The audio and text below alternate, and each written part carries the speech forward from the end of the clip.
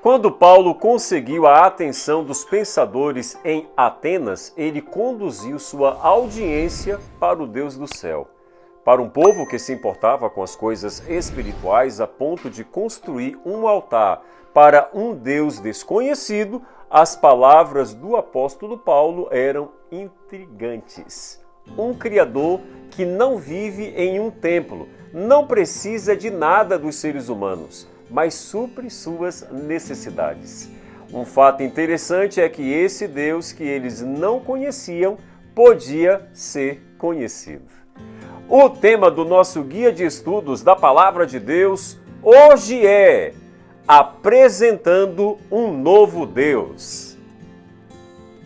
Que abordagem o apóstolo Paulo usou para alcançar os idólatras na cidade de Atenas?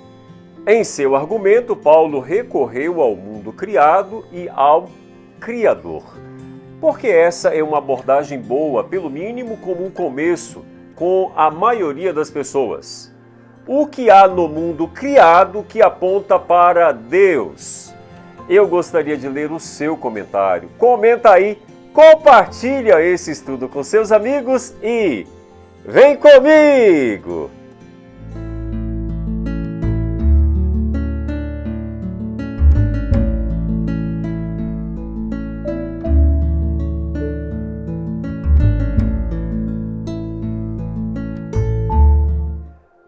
Vamos ler o que está escrito na Palavra de Deus. O Deus que fez o mundo e tudo o que nele há é o Senhor do céu e da terra, e não habita em santuários feitos por mãos humanas. Ele não é servido por mãos de homens, como se necessitasse de algo, porque ele mesmo dá a todos a vida, o fôlego e as demais coisas. De um só fez ele todos os povos para que povoasse toda a terra, tendo determinado os tempos anteriormente estabelecidos e os lugares exatos em que deveria habitar. Deus fez isso para que os homens o buscassem e talvez, tateando, pudessem encontrá-lo, embora não esteja longe de cada um de nós. Atos capítulo 17, versos 24 a 27. Enquanto esperava por seus companheiros na cidade de Atenas, Paulo não ficou ocioso. No início, ele percorreu a cidade onde viu seus muitos ídolos pagãos.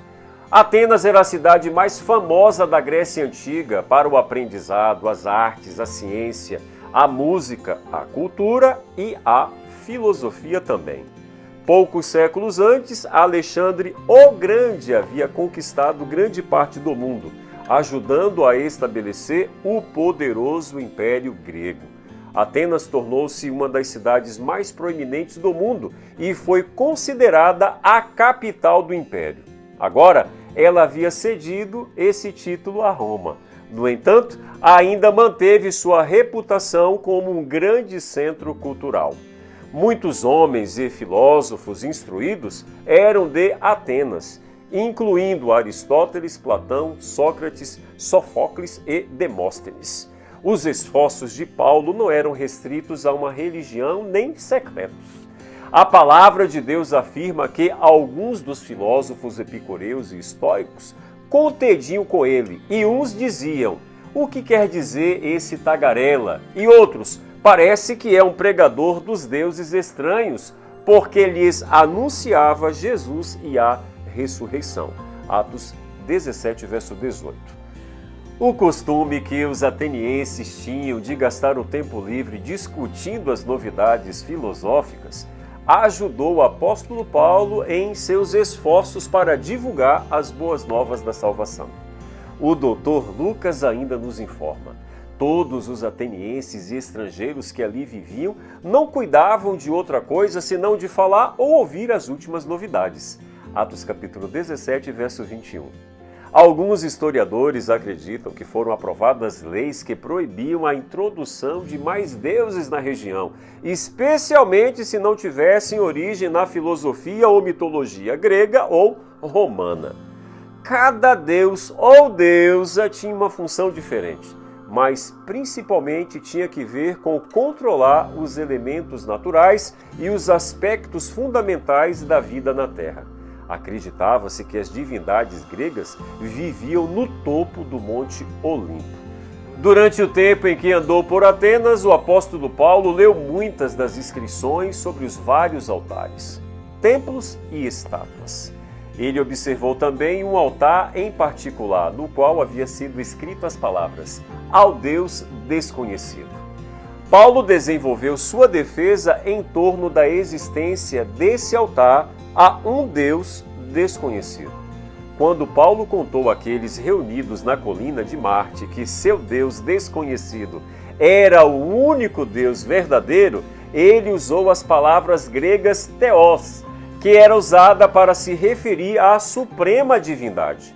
Ao informar aos atenienses sobre o novo Deus, e esse Deus foi apresentado pelo apóstolo Paulo como o Criador Supremo do universo, deixou bem claro que nunca poderia fazer uma representação física dele de ouro, prata ou pedra para colocar em um templo. Eles não poderiam criar esse Deus com as suas próprias mãos.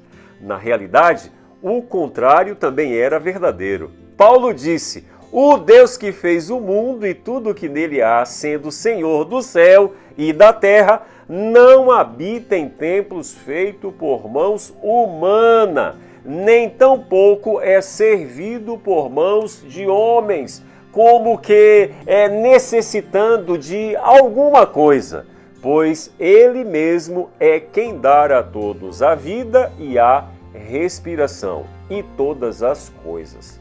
Tremendaça, viu? Essa porção da palavra de Deus. Meu amigo e minha amiga, acredite, dá para ficar maravilhado com a grande capacidade e lógica que Paulo usou para apresentar o seu discurso e apresentar então para os atenienses o novo Deus, usando os ensinamentos de alguns dos seus escritores mais respeitados e construindo assim a base para lhes apresentar o novo Deus que até então era desconhecido para os atenienses. Eu e você precisamos ter tato, capacidade e habilidade para apresentar esse Deus maravilhoso àqueles que ainda não tiveram o privilégio de conhecer, aceitar, amar e servir ao único Deus verdadeiro que existe. Que esse novo Deus que foi apresentado por Paulo aos atenienses possa fazer a diferença na minha vida e na sua vida e possa nos dar um dia de hoje de muita alegria.